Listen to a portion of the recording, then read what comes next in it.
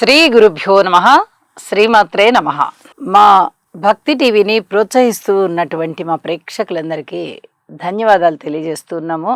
15 ఫిబ్రవరి నుంచి 21 ఫిబ్రవరి వరకు గల కాలానికి రాశి ఫలితాలు ఎలా ఉన్నాయో తెలియచెప్పుకోబోతూ ముందుగా గ్రహస్థితులు తెలియచెప్పుకుందాం. మిథున రాశిలో వక్రించిన గురువుగారు, కేతు వచ్చేసి సింహరాశి, కుజ చంద్రులు ఇద్దరు కూడా మకర రాశి, శుక్ర రాహు రవి బుధ వీరి నలుగురి సంచారము కుంభరాశిలో ఉంటూ ఉండగా, ఇక మీన రాశిలో శనిగారి యొక్క స్థితి. వారాంతానికి వచ్చేటప్పటికి చంద్రుని యొక్క స్థితి సంచారము మేషరాశిలోకి వెళ్ళింది. ఇక మిగతా గ్రహాలన్నీ కూడా అలాగే ఉన్నాయి. గ్రహ సమ్మేళనాల యొక్క ఫలితాలు ఏమిటి అంటే, శుక్ర రాహు రవి బుధ 4 గ్రహాలు కూడా కుంభరాశిలో ఉంటూ ఉన్నాయి. ఇందులో రవి రాహు శుక్ర రాహు ఫలితాలని మనము చాలా స్పష్టంగా తెలియజెప్పుకోవాలి. అవి చాలా ముఖ్యమైనవిగా కూడా తెలియజెప్తున్నాను. వివాహేతర సంబంధాల విషయంలో అధిక జాగ్రత్తలతో కూడి ఉండాలి. అలాగే వివాహ బంధాల విషయంలో కూడా భార్యాభర్తల మధ్య పొరపచ్చాలు రాకుండా, అభిప్రాయ భేదాలు పెరగకుండా చూసుకోవాల్సి ఉంటుంది. ఏ ఇద్దరు వ్యక్తుల మధ్య ఆప్యాయత అనురాగాలు పెరిగినా వాటిని ఏదో విధంగా పాడు చేసేటటువంటి లక్షణం ఇక్కడ రాహు గారికి ఉన్నది కాబట్టి ఈ విషయంలో కూడా అధిక జాగ్రత్తలు తీసుకోవాలి. ఇది చాలా చాలా చెప్పదగినటువంటి సూచన. అలాగే వినికిడి సమస్య ఏదన్నా ఉండేటటువంటి అవకాశం ఉంది.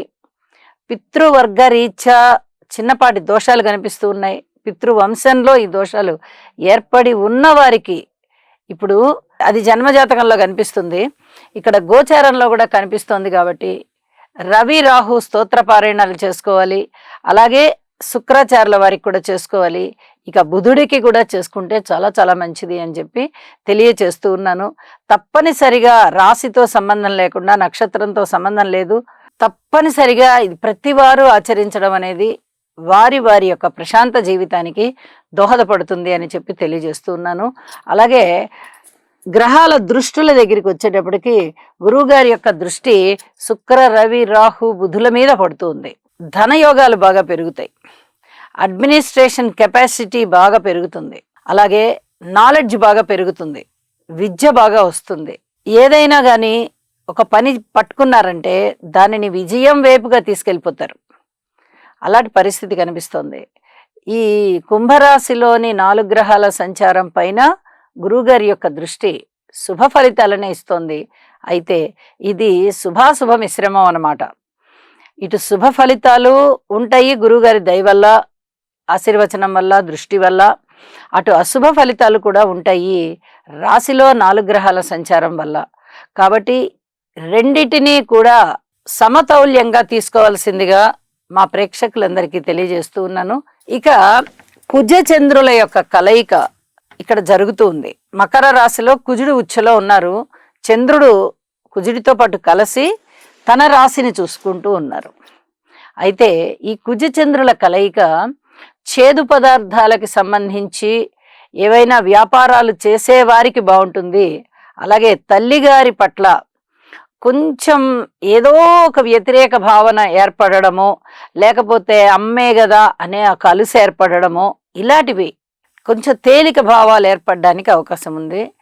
కొన్ని రకాల జాగ్రత్తలు తీసుకోండి. మాతృవర్గ రీత్యా అలాంటి ఆలోచనలు అయితే అసలు ఉండకూడదు. వ్యాపార రీత్యా వ్యాపారం బాగానే ఉంటుంది, కానీ న్యాయబద్ధమైన వ్యాపార మార్గంలో వెళ్ళండి.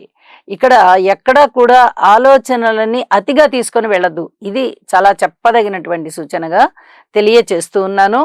ఇక రాసుల్లోకి వెళ్దాం. కన్యరాశి.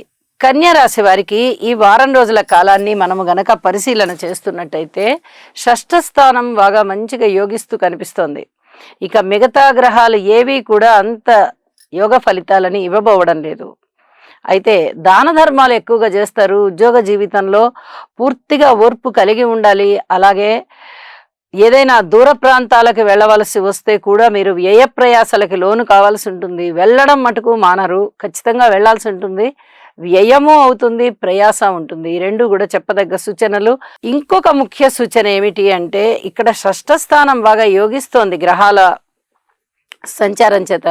కానీ ఆ గ్రహాల కలయికల ఫలితాలు మటుకు అంత శుభకరంగా ఉండని కారణం చేత ఇక్కడ శుభాశుభ మిశ్రమం ఏర్పడుతుంది. కాబట్టి జాగ్రత్తలు తీసుకోవాల్సిన పరిస్థితి చాలా స్పష్టంగా కనిపిస్తుంది. సంతాన రీత్యా పూర్తి ఓర్పు కలిగి ఉండండి. మాతృవర్గ రీత్యా కొంచెం పర్వాలేదు అనిపిస్తోంది. అన్నదమ్ముల సహాయ సహకారాలు అయితే అంత అసలు లేనే లేవు. కుటుంబ జీవితంలో కూడా చాలా ఓర్పు కలిగి ఉండాలి. ఇక షష్ఠ స్థానం గురించి చెప్పుకోవాల్సి వస్తే రవి రాహు బుధుల యొక్క స్థితి సంచారం వల్ల అనుకోని విధంగా ఆదాయం పెరిగేటటువంటి పరిస్థితి ఉంటుంది. కానీ ఇది చతుర్గ్రహ కూటమి అవుతూ షష్టంలో ఏర్పడి శుక్రాచార్యుల వారితో కలిశారు. వివాహేతర సంబంధాల విషయంలో పూర్తి జాగ్రత్త అవసరము. పితృవంశ దోషాలకి సంబంధించి ఈ రవి రాహు కలయికలు సూచిస్తూ ఉంటాయి. కాబట్టి ఈ స్తోత్ర పారాయణాలు, శుక్రుడి యొక్క స్తోత్ర పారాయణాలు తప్పనిసరిగా చేసుకోవాలి. ఇక్కడ బుధుని యొక్క సంచారము రాహుతో కలిసి ఉన్న కారణం చేత ఏదైనా వినికిడి శక్తి ఇబ్బందిగా ఉండడం కానీ, ఉద్యోగ జీవితంలో ఇబ్బంది కనిపించడం కానీ, ఆర్థిక పరమైనటువంటి సమస్యలు పెరగడం కానీ ఇలాంటివి ఉండడానికి అవకాశం ఉన్నాయి. వెరసి మొత్తం మీద గురుబలం పెంచుకోవడం ద్వారా ఈ సమస్యని మీరు అతి సులువుగా సాధించుకోవచ్చు. అలాగే సప్తమ స్థానంలో ఉన్నటువంటి శనిగారి యొక్క సంచారము రాశి మీద 7వ దృష్టితో పడుతోంది. మొండితనానికి పోతారు. ఇది ఇంతే, ఇలాగే చేస్తాను అనేటటువంటి ఆలోచనలు మీలో చాలా బలంగా నాటుకొని ఉంటాయి. కాస్త పట్టు విడుపు అన్నది ఆలోచించండి. పెద్దలని సంప్రదించండి. కుటుంబ జీవితంలో అయినా, అన్నదమ్ములతో అయినా, మాతృవర్గ రీత్యా అయినా, సంతాన రీత్యా అయినా, రుణ భారాల రీత్యా అయినా, అలాగే భార్యాభర్తల అన్యోన్యత రీత్యా అయినా, వివాహేతర సంబంధాల గురించి అయినా, దూర ప్రాంతాల గురించి అయినా, పితృవర్గ రీత్యా అయినా, ఉద్యోగ రీత్యా అయినా, లాభాల రీత్యా అయినా, ఏ అంశమైనా తీసుకోండి, ప్రతి అంశానికి సంబంధించి జాగ్రత్తే.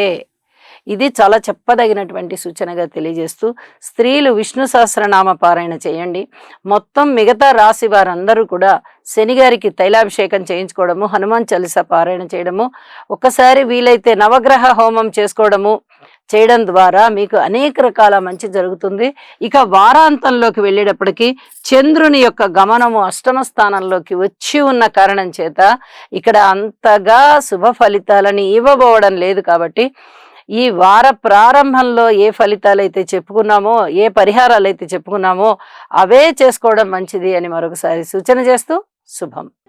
ఈ రాశివారు నవగ్రహ ధ్యాన శ్లోకం అయినటువంటి ఆదిత్యాయ చ సోమాయ మంగళాయ బుధాయ చ గురు శుక్ర శనిభ్యశ్చ రాహవే కేతవే నమః అనే మంత్రాన్ని ప్రతినిత్యము పఠించడం ద్వారా లేదా వినడం ద్వారా మీకు మరింత మేలు జరుగుతుంది.